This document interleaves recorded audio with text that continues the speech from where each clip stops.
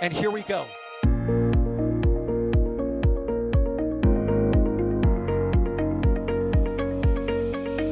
have liftoff. Propulsion continues to be normal. RCPA chamber pressure looks good. Doubling up. Roger, roll, planet. Water towers fly! Yes! Tango down to nominal. Flight downside SPD off. Bring in SPD off. Off. It's orange! Oh my god! Oh my god! Decollage. Look at this! Put that in the big bag, Eagle. 343 unfolds to go. Indeed. We rise together, back to the moon and beyond. This methane will be igniting in the flare, correct? Yikes. You dead? We don't need any more of these.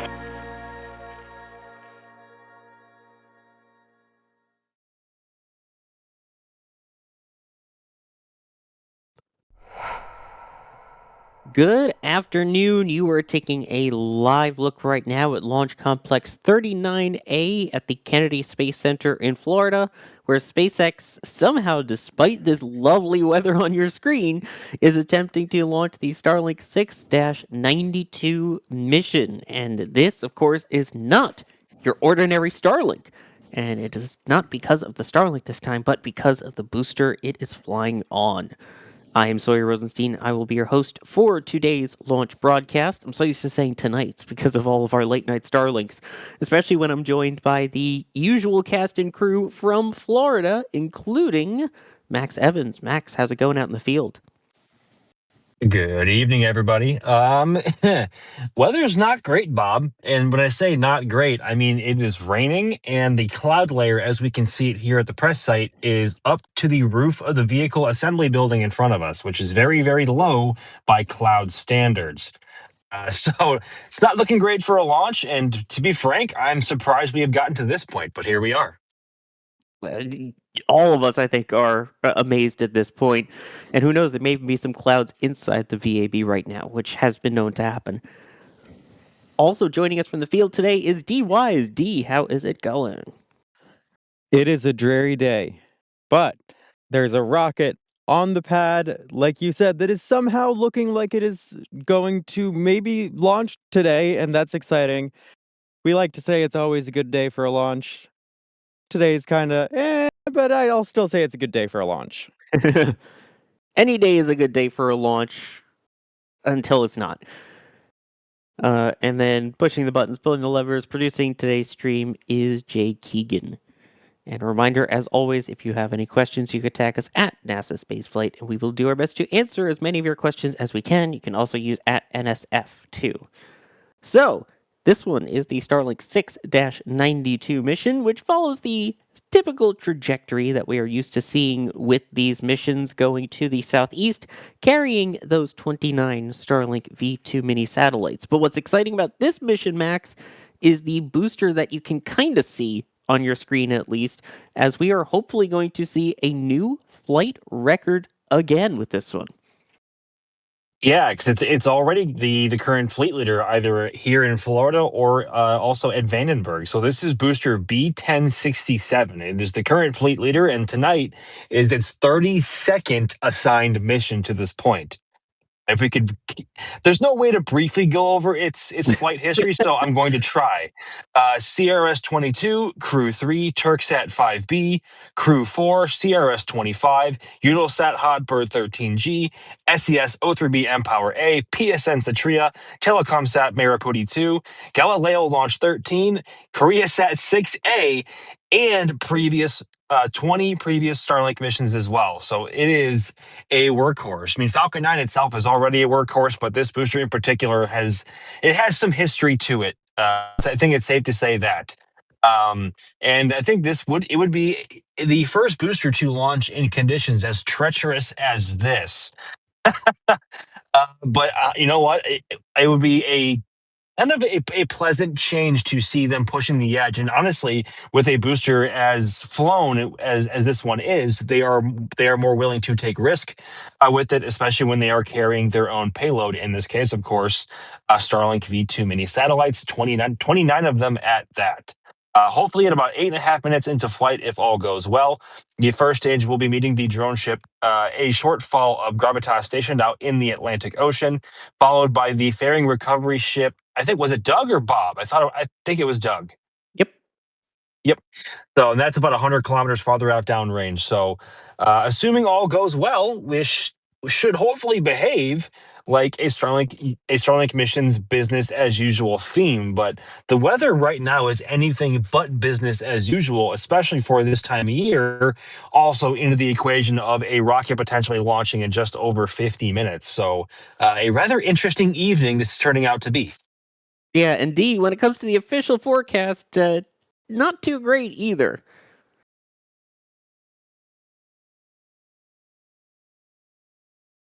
We have D. I think I'm D is working on currently camera working on it. settings at the moment. Oh, sorry about that. Yeah. Anyway, I'll take it then. As we were talking about with the official forecast, not great. So originally, at the beginning of the window, it actually was supposed to be a little bit better, which is saying something. At 50% favorable and decreasing as the window progressed. Also, as we're seeing here, to a 30% chance of favorable weather. The numbers, by the way, those are the POV, the probability of violation. So the concerns being the cumulus cloud rule, the anvil cloud rules, and the thick cloud layers rule. If they decide to push 24 hours, I won't say the word, even though Kevin already did in the back channel, Kevin. It would be thick cloud layer and liftoff wind concerns for tomorrow's attempt, although 75% favorable, with a slight concern for booster recovery weather at low to moderate risk. By the way, talking about the number of booster flights, it's really amazing how flown this booster is. For reference, it has flown more times than the Space Shuttle Challenger, the Space Shuttle Columbia, and my girl, Space Shuttle Endeavour. It's after this, we'll be one flight away from catching up to Atlantis, which flew 33 times, and of course, the shuttle fleet leader was Space Shuttle Discovery, which flew 39 times. And this will be flight number 32 for this booster for reference. I hate bringing up, hate bringing shuttle into this and seeing it being beaten. But then again, that was the whole point. Each of these orbiters was supposed to fly 100 times, so it's nice seeing vehicles that are meant to be reflown actually being reflown. Oh boy. Anyway, about 50 minutes to go, potentially until this one. There's a bunch of other flights scheduled still for the end of the year. They've already hit over 100. But Max, we have one more historic one coming up this week, and that is a final farewell to LZ2.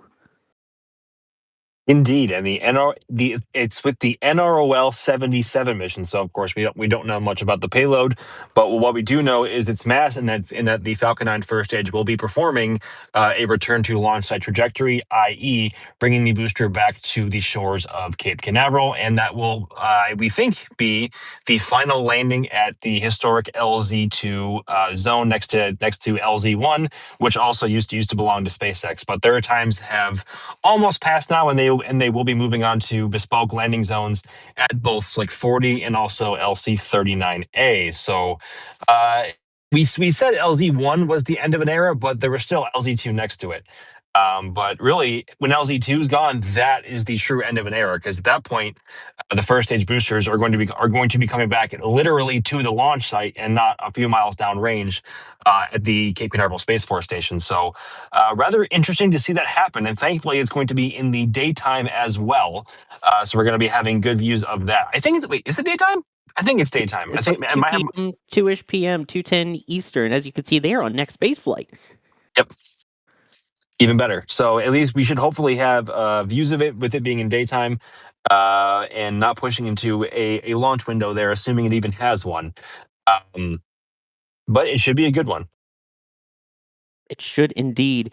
And yeah, LZ1, which was retired earlier this year, first saw its first landing in 2015.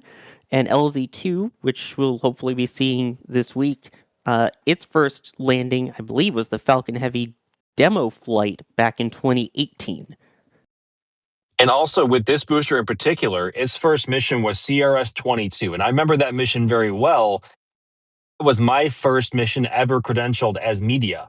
And that took place back in 2021. So this booster is old. By Falcon 9 standards, it is an old booster now, nearing 5 years old now. And then the Block 5 booster is the most optimized variant of the Falcon 9, and this is even old by those standards. Wow. Yeah, that's saying something. But yeah, good old B1067. I remember when she was young. Weren't we all? Let's see here. Let me thank some people. We had a bunch of support before we even went live, and of course, since we've gone live. Alex Foster, thank you for becoming a PadRat member. Oliver Knight, also becoming a PadRat member. Jay, fix your panel. There we go. Charles McMahon, thank you for becoming a PadRat member as well. Coco, thank you for becoming a Red Team member. Anonymous, getting a couple items from the shop at shop.nasaspaceflight.com. Getting one of the holiday sweaters I see here. Happy and healthy holidays from Starbase. Go NSF. Go B1067. And also getting one of these Starbase calendars. Awesome choices. And hi, Fluffy. Mr. Fluffy coming in here. So, Wanna Vandy weather report. I'll shut up. Anyway, thanks for the stream, and Max and D out in the slop. Hope you're feeling better, Sawyer. Oh, I've been feeling fine. I just took a flame trench off. I was busy doing other things on Friday. So that's how I wasn't on the flame trench. I was able to watch it, but wasn't going to be there in time to be on. So I'm feeling fine. How you guys feeling? You good in chat? Max, you good out there? For now, the rain is picking up a bit. So a bit uneasy there in terms of the launch time. But we should be coming up on the point in time where we are going to be committed to this T0 or not in just a few minutes. Also, I just realized why chat is going crazy now, because of course the booster that would be the record setter is the one that is now a meme number. I didn't even realize it until chat went crazy. I didn't even think about it until you just said it. Jeez. Yep, it's that one. Booster 10. I'll make sure to emphasize 67, not individual numbers of it. Goodness gracious. SpaceX, you couldn't have picked a different booster. I would have been happy if it was B1069 setting the record. That would at least be a little funnier, because I understand the joke. And then NASA Spaceflight official saying, I didn't know we had so many 7-year-old NSF watchers. Well, there's 6 to 7-year-olds. How about that? Oh, boy. Anyway, weather-wise, this definitely looks a bit rough today. I mean, Max, can you remember a launch where it's looked like this in the window and it's actually gone? Because I know I can't.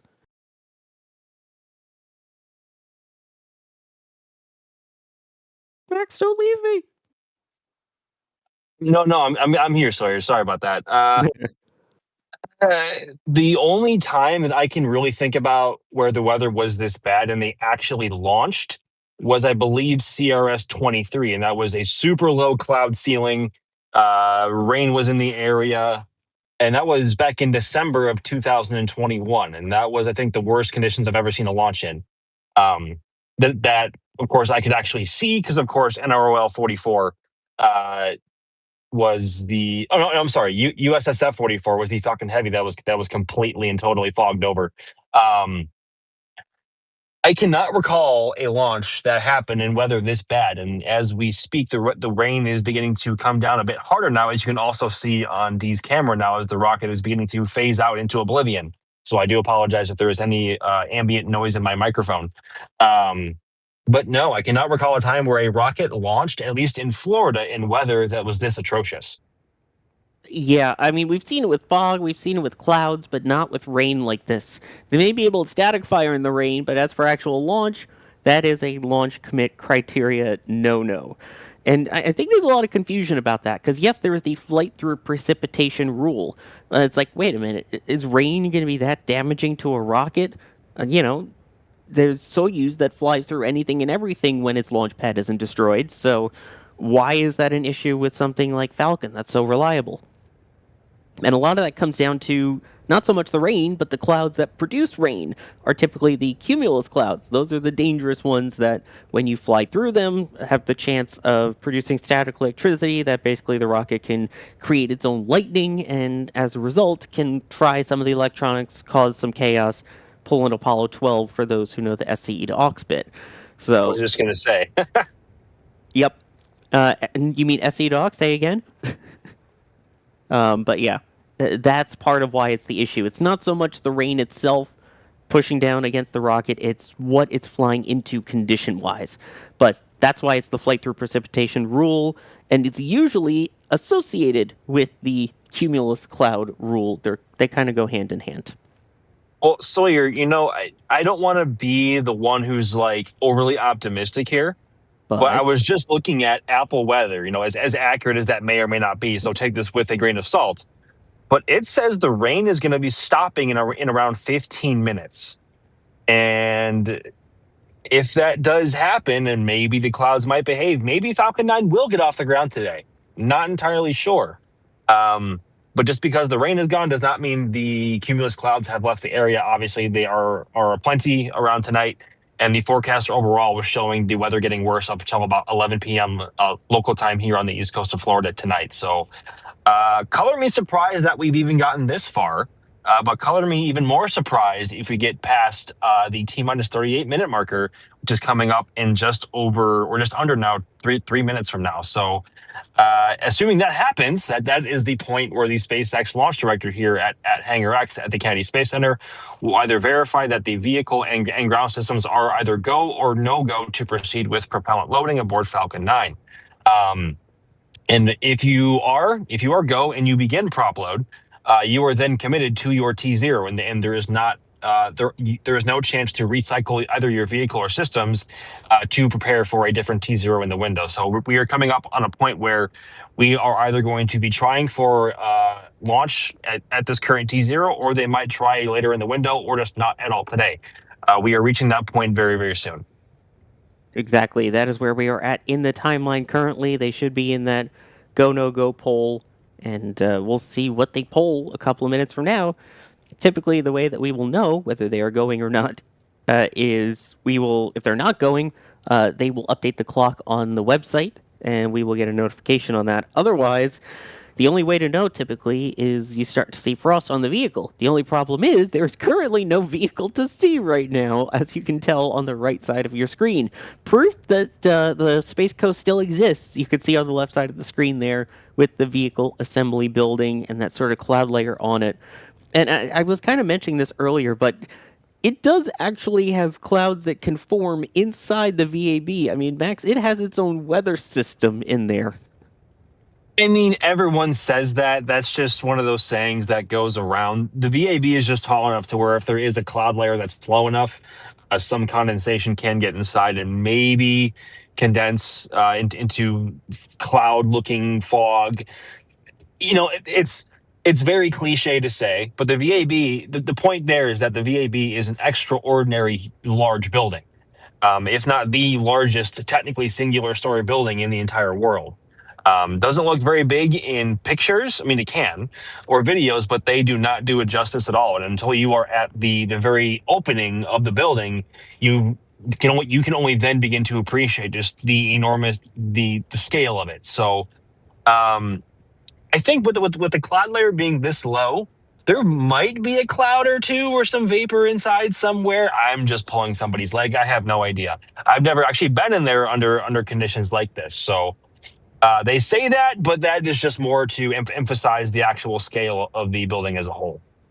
I've only seen photos of what looks like a cloud inside the VAB. And again, it's not like you're talking, it's not really like clouds, like it's not going to start raining inside the VAB, but with a low Right. enough cloud layer and the conditions just right inside, you can see. It's like more of a mist and fog than a cloud, but it kind of looks like a cloud, and it's also fun to say, oh, there's a cloud in the VAB kind of deal. We are coming up now under 38 minutes. At this point, they would have potentially polled go or no go for this. And if so, fueling beginning in about 2.5 minutes from now. I'm quite surprised at this point that we have not heard anything to the contrary of them proceeding or not. Because right now, as you can see there on the timeline, they should have likely given the go for prop load or the no-go for it. Then at 35 minutes, they begin loading the RP-1, the rocket propellant 1, that kerosene along with the liquid oxygen into stage 1. Meanwhile, the RP-1 load also would begin on stage 2 at that point. And there's the update. As we were expecting, it appears that they are going to hold. And we'll see if they pick a new T0 and what time that will be.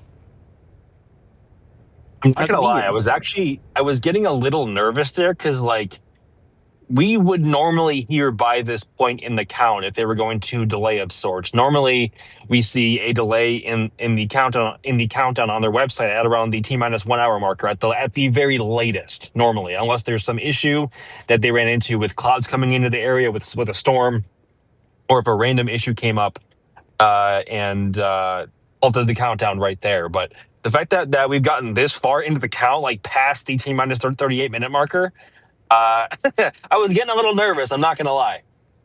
Same. Once it passed 38, I'm like, okay, there's the go no go poll. We should be hearing go or no go, and well, there's the answer, no go. But Resisto Jet asking how much of the window is left, and it is worth noting that there is still about 2.5 hours left in the window. The window goes from 4:40 p.m. Eastern to 8:40 p.m. Eastern time. The current T0 is targeted at 6:13 p.m. and 10 seconds. So we will wait to see what that new time is. And I saw someone mentioning in chat that they were over at Jetty Park, and there was not actually rain over there. So you never know. And again, in 2 hours, things can change very much. So let's see what the new time is, and we'll see how the weather continues throughout the night. And it's also not entirely surprising because if you look at Cape Canaveral, or the piece of land that both the Kennedy Space Center and the Cape Canaveral Space Force Station are on via either satellite or on a map, it doesn't look that big. And then you zoom in and you realize it is actually a very, very large piece of land coming from north to south. I don't know in an exact distance, but to drive from Port Canaveral, which is right near Jetty Park, to get up to, say, the Max Brewer Bridge in Titusville, to take public roads, that can take anywhere from 40 minutes to an hour, depending on traffic. It's not a short drive. And because of that, it's not surprising at all to have differing weather conditions if we're here at the KSC or if you're down over, say, in this example, at Jetty Park. Like it's obviously, it's raining cats and dogs here right now, literally. The VAB is actively disappearing. But obviously over at the port, there does not seem to be any actual rain. It does look very gloomy, but it's not raining. So weather can change here rather fast too. But also we have our own little microclimates as well, being so close to the ocean. Wait, literally? I want another friend for Jake here then. Oh God. He said literally cats and dogs, so. And it looks like the new T0 is going to be 7:02 p.m. Eastern Time and 50 seconds. So again, they have not called it off. That is for sure. They are still going to continue to try and find a gap tonight. But for right now, the news T0 is 7:02 and 50 seconds p.m. Eastern Time. It's about, was that an hour and a half-ish from now? Hour, 20 minutes from now? There you go. Now it's on the screen. Hour 23. Oh, boy. I mean, Max, you can see there on the left from the port, it's not as bad, just kind of gray and cloudy. Any thoughts on how it's looking? I mean, yeah, but also that's not where the actual vehicle is going to be launching from, which I think is the more important factor here. Yeah, we'll see how this evolves. It is raining pretty hard now, even harder than it was even 2 minutes ago when we were just talking about it. But the weather here can change fast, although the forecast is not entirely favoring for a T0 tonight. But obviously, SpaceX wants to keep trying until the very end of the window at least, and see if they can get any useful data and a good launch off this evening. Because best to use the entire window while you still have the chance, then just push to tomorrow and realize, oh, hey, there was actually a chance to launch towards the end of the window if we just waited. So that is what normally SpaceX likes to do, and they appear to be doing just that again tonight. Yeah, I think there was an Atlas V that we were at, Max, recently that it was torrentially downpouring. It was awful. And then all of a sudden, an hour before, they're like, it's probably going to clear. And at 40 minutes, the rain stopped and they launched. So you never know. It's not entirely an uncommon occurrence to have here, especially in the summer. Exactly, even though it's almost winter now. It is almost Christmas, in fact. So why don't we take a little Christmas music break here, and we will pause our commentary. We will be back at about T-minus 40 minutes or so, and that is usually when we will get the latest update on if they are continuing with that T0 or not. So stick around, enjoy some tunes, enjoy the, well, I would say views, but they're not as fantastic right now. And we will rejoin you in just a little bit. Of course, we'll also update you if there are any changes to that T0 clock. So until then, we'll be back.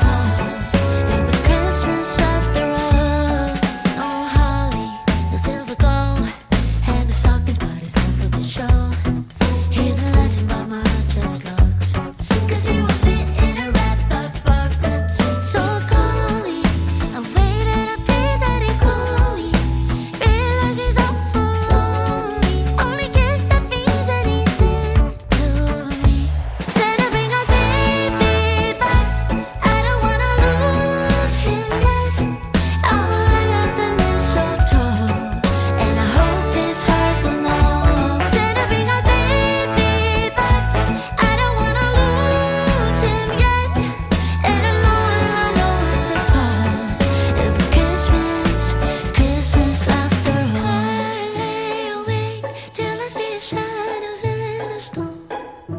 Won't take a break, not until you bring my baby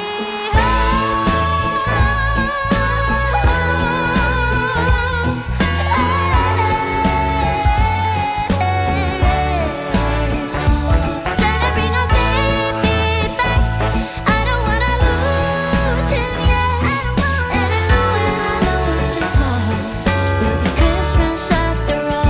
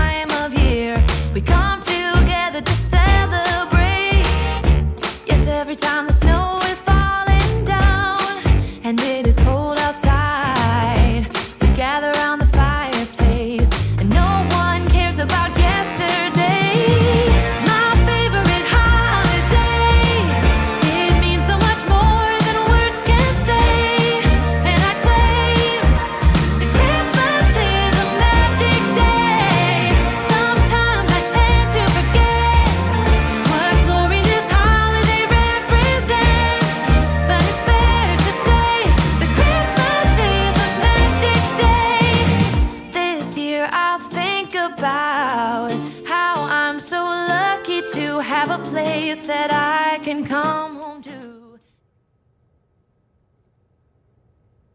As you may have noticed, everyone watching right now in the top left corner of your screen, the orange hold message on the screen just a few minutes ago, the count did go back into a hold. They were originally counting down to a T0 of about 7:02 p.m. Eastern. We're still waiting to see what the new T0 is. We will, of course, update you once we provide that. This is the Starlink 6-92 mission. You are looking at the rocket right now live at the Kennedy Space Center in Florida. Once we have that new T0, we will update you with all of the latest information. Holiday represents, but it's fair to say that Christmas is a magic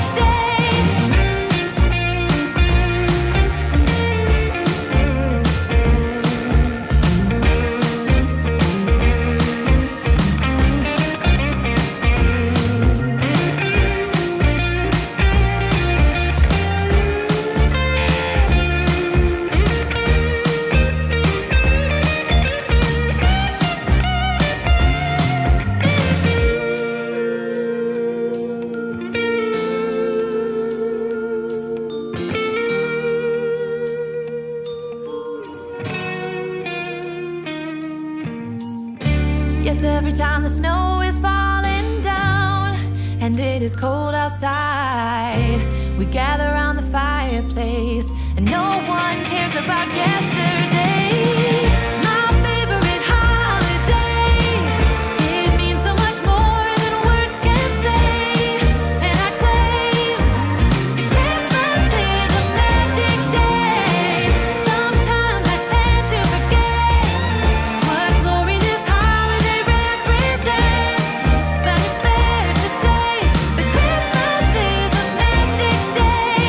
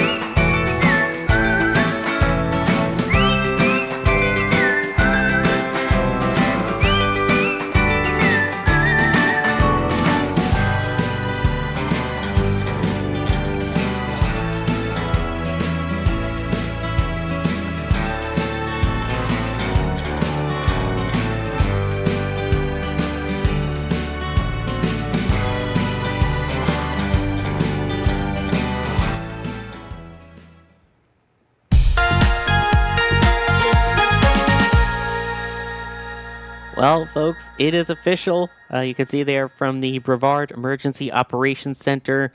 They are deactivating launch operations support team after a scrubbed launch of the SpaceX Falcon 9 rocket. So that's it, folks. It is official. Today's launch attempt for Starlink 6-92 is not meant to be. Obviously, the weather not cooperating, as it is still currently not literally raining cats and dogs right now at the press site, but it is indeed raining rain at the press site right now. I mean, Max, the weather there has been rough all day. It really has. Well, I wouldn't say all day. I would say more so in the last 3 hours, especially. The weather is only going to continue to deteriorate up until about 11 p.m. tonight. And obviously that goes well beyond what the closing of the launch window was this evening, which was 8:40 p.m. local time here on the east coast of Florida. But we had a slight break from the rain, and we had some hope that they might try to pull it off. But as you may or may not hear through my microphone, rain is coming down once again rather hard, and this feels to be the end of it. Oh, obviously it is, because we have no official word about a scrub. So not feeling guilty about using that word anymore today. But obviously the weather is pretty suboptimal at the moment. We had a bit of a scare earlier because they got way farther into the count than they normally get for weather that is this bad. But that is just the nature of the game we play, and one of the risks we take. So maybe we can try again tomorrow. Yeah, I mean, you can even hear it in the microphones. You can hear that rain coming down. But as of right now, in terms of tomorrow, the weather forecast improves a little bit. I should say a lot, actually. It goes to 75% favorable conditions, the main concerns being the thick cloud layers rule and liftoff winds. Also, there is a slight increased risk in regards to booster recovery weather, going from low concern to low moderate. But you know what that means, folks? It's time for the NSF exclusive scrub merch. Because you're here, you get access to something that will only be live for a couple hours. So you can be one of the few to grab the awesome NSF scrub merch. Of course, we've got Eat, Sleep, Scrub, Repeat, which is what we'll all be doing. And then one of my favorites, I watched the whole stream and all I got was a Falcon 9 scrub, which you can get if you were here for the stream, which, hey, if you're watching this, you are right now. So go check this out at shop.nasaspaceflight.com. It will only be live for a very limited amount of time. There will be a counter at the top of the website, and only until then can you get it. After that, it is gone, hopefully for a while, because then that will mean that launches will be going on time after that. So check it out. Only have a limited amount of time, but they're some of my favorite designs, as much as I hate the reason that they go live at shop.nasaspaceflight.com. Oh, man. Well, I guess the saying is very true. If it's better to be on the ground wishing you were in the air than in the air wishing you were on the ground. Also, Deirdre, better to become a Capcom member than not be one. Thank you very much for getting a Capcom member. Remember, Capcom and above gets access to the NSF Discord, pre- and post-show for the Flame Trench, some other cool, awesome channels in there for all the major space companies, for all of the food channels, the gaming channels, member photos, lots of awesome stuff in the Discord. Looking forward to seeing you there. So, while people stock up their carts with 3 or 4 scrub shirts, at least I hope that's what you're doing, right? Loading up the shirts and the posters. I guess I should thank the people that were here for today's attempt and rolled out into this weather. And you can see there the rocket. Well, can you see the rocket on screen at this point? You kind of can. It's just fading out into oblivion as we fade out here. Max, thank you for joining us. Of course, pleasure as always, everyone. Thank you very much for coming to hang out with us on this rather rainy evening here. Hopefully the weather tomorrow is better if we can get Falcon 9 off the ground on time. So thank you very much, everyone, and we will see you again soon. And yeah, DY is also out there trying to keep their cameras dry. Challenge impossible. Thank you for rolling out. Of course, it has been an absolute pleasure. Now, I think we sit in our cars for a little bit, wait for some rain to die down so we can actually uncover the cameras and get them packed up here. But we will see y'all when this thing actually launches very, very soon. Yep, don't forget, we will be live for the next attempt for this record-setting booster launch. Hopefully getting to see this booster fly for the 32nd time. Booster 10, you know what, you stayed this long, I'll say it. Booster 6-7, insert hand motion. Jay Keegan's been the one pushing the buttons, pulling the levers for tonight's stream, and producing, and also pumping out the tunes in association with DJ KMR. I am Sawyer Rosenstein. I have been your host for this launch attempt. We will see you all for the next one. Don't forget, Scrub merch, only a couple hours to go get it. Go get it.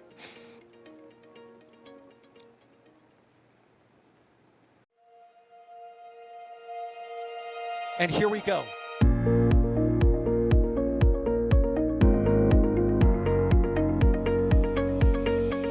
We have liftoff. Propulsion continues to be normal. RS-68 chamber pressure looks good. Following up. Roger, planet. Water towers fly! Yes! Tango down to nominal. Fighting downside FTE off. Say again, FTE off. Off. It's orange! Oh my god! Oh my god! Décollage. Put that in the big bag, Tingle. 343 unfolds to go. Indeed. We rise together, back to the moon and beyond. This methane will be igniting in the flare, correct?